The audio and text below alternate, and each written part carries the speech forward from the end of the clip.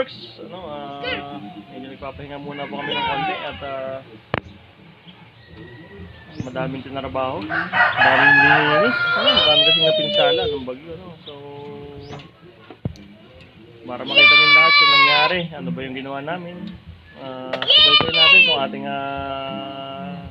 vlog para sa araw na to. Here we go!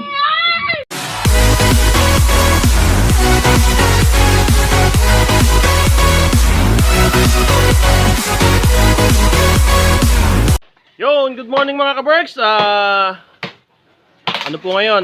November 13. Simulan po natin ang paglilinis ng bahay. Ito po yung ating mga kasama. Yan. Si Manay nasa baba po.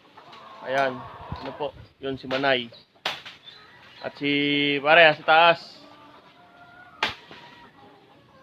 Yan. Nasa taas po siya. Inutay-utay po yung puno. Medyo malaki-laki po kasi, tapos sabi ko nga kailangan na konting ingat dahil may mga kableng maaaring tamaan. So awang-abang lang tayo muna sa mga susunod na mangyayari mga kaberks. Linisan time muna tayo. Linisan time! Yun mga kaberks, walis-walis muna tayo, dami kasi, hindi kaya naman aming kasama, kailangan tulungan.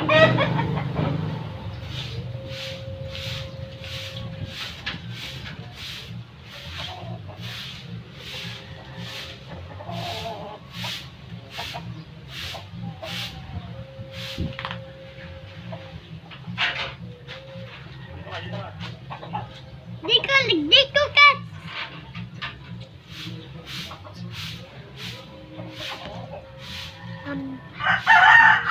Yun mga kaberks, narito naman po ulit tayo. Tingnan natin yung nagpuputol sa taas, Yan siya. Yun.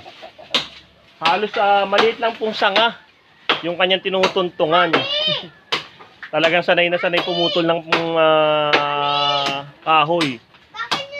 Ika nga, trabaho yung tawag dito sa amin yan sa Quezon pagpupulay. Sanay na sanay siya magpulay, Halos yung kanyang tinataga, yung kanyang tinutuntungan, katabing katabi. Ano po, hindi ko lang po mapokus pa. At baka tayo mabagsakan mga kaberks. Ayan siya, Ang nipis.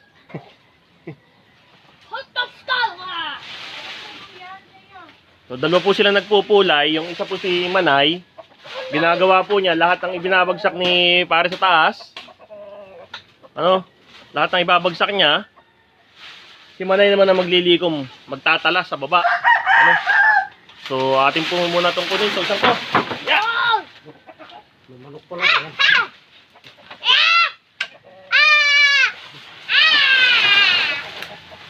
Ay, magaya mo yung rinahing ginagawa. Paglaki mo. Delikado yun, Hindi maganda ito.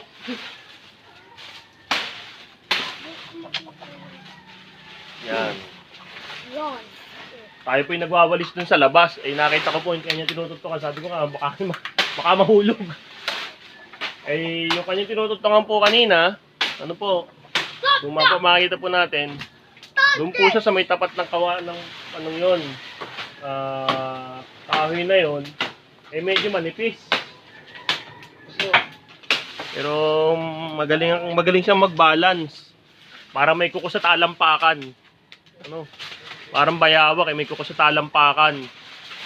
Galing kumapit. Baka mahulog Hindi siya nagalaw. Dalawang kamay niya tumatrabaho pero hindi siya nahuhulog. Galing niya mag-balance. Pwede to sa pwede to kay Ma'am RB. Pwedeng gymnast. Galing mag-balance. Balit yung puder. Yun mga kaberks, pinuputol na po. Kita nyo naman po ninyo Walang hawak-hawak. Pinuputol yung sanga. Talagang pang-gymnast to. Galing mag-balance mga kaberks. Pag binabalance naman nga naman ang galing Kanina po, hindi ko po na-videohan. Medyo may pumutok po tayong kable ng kuryente. Nakapadikit dun sa bakal.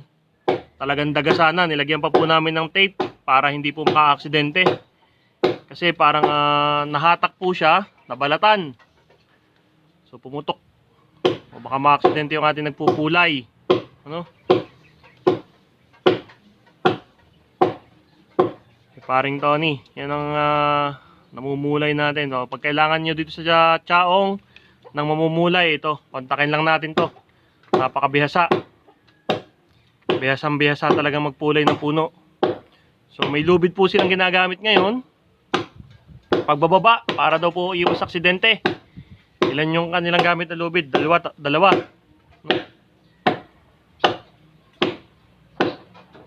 So yan po, tingnan natin.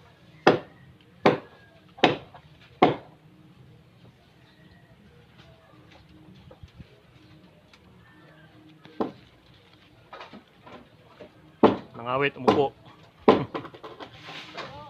Yan, nahulog na yung kabaak. Gutin mo.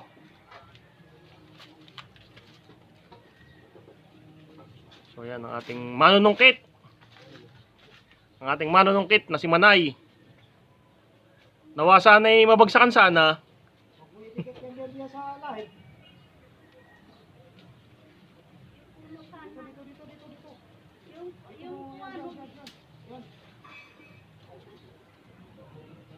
Alin?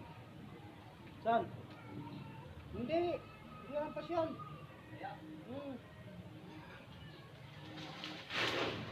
Oh, Lusot din doon eh. kita mo? Yun eh, tinalaw eh. Sinabi ko na. Medyo natatakot si Manay kasi may kuryente.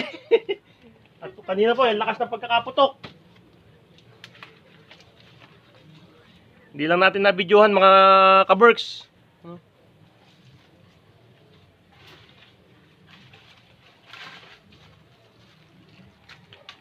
Pagkatapos po nito, magpapagawa ko din ng pang-ulingan. Mauling na are. Magawang negosyo.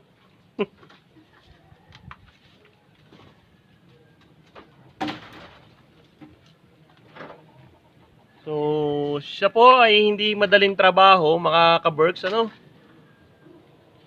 Napakahirap, hindi po basta-basta pala pinupulay ang puno. So, pinag-aaralan paano pababagsakin ang bawat sanga ng isang malaking puno tulad nito. So, ito pong punong ito, pag hindi po ko nagkakamali, wala pa pong 10 taon. Ano? Pagkakalaking puno ng abukado.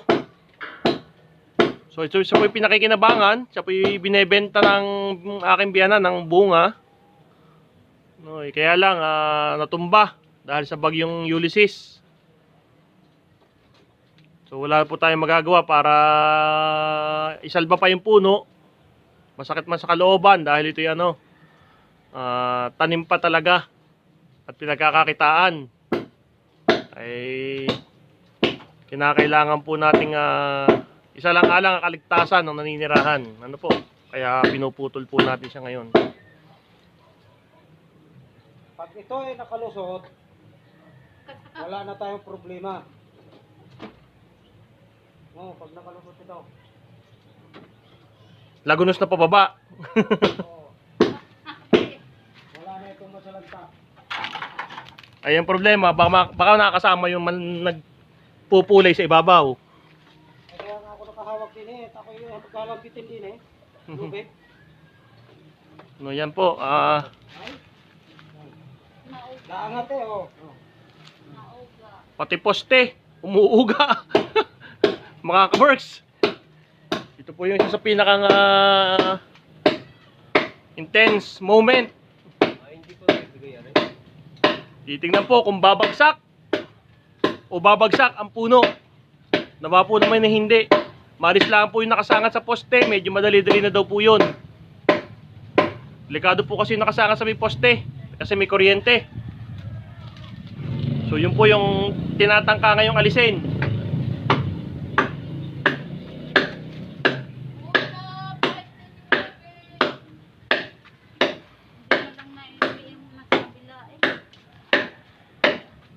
So yan po.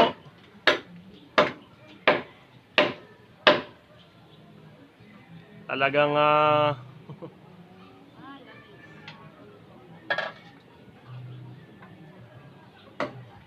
Nangangawit-ngawit na.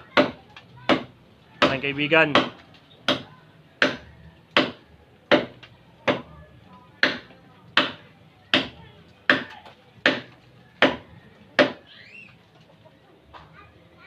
So, it's either bumagsak ng tuluyan ang puno, malagot ang mga kable ng kuryente, o manatili siyang nakatagilid. Yan po ang ating aabangan.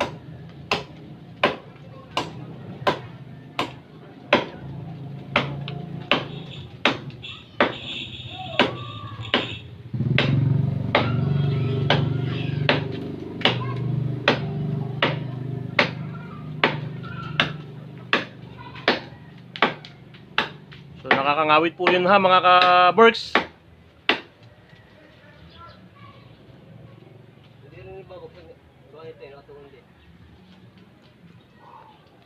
Sana.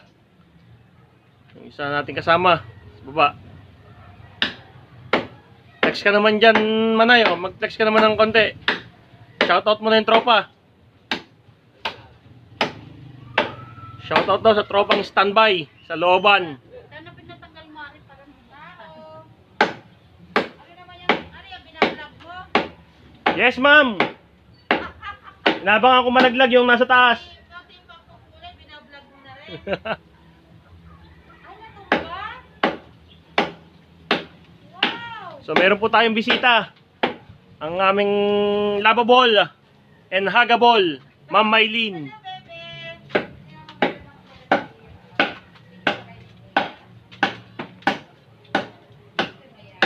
Malalaglag.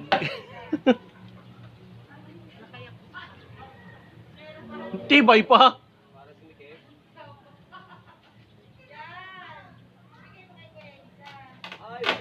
Wala. Bumuka. Ibig sabihin, kaya pa po ng puno yung kanyang sarili nung nawala ang dahon. Yun. So, dito na lang po muna at pag-aaralan po yung sunod na hakbang.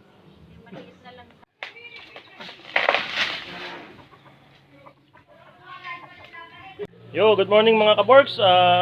Tapos na po yung ating paglilinis. So hanggang dito na lang po muna. Abang-abang na lang po tayo sa mga susunod na video. Nawa tayong lahat ay ligtas at masagana maging buhay sa pagbangon natin sa trahedya na dumaan sa atin ngayong mga nagdaang linggo. Salamat! Bye-bye!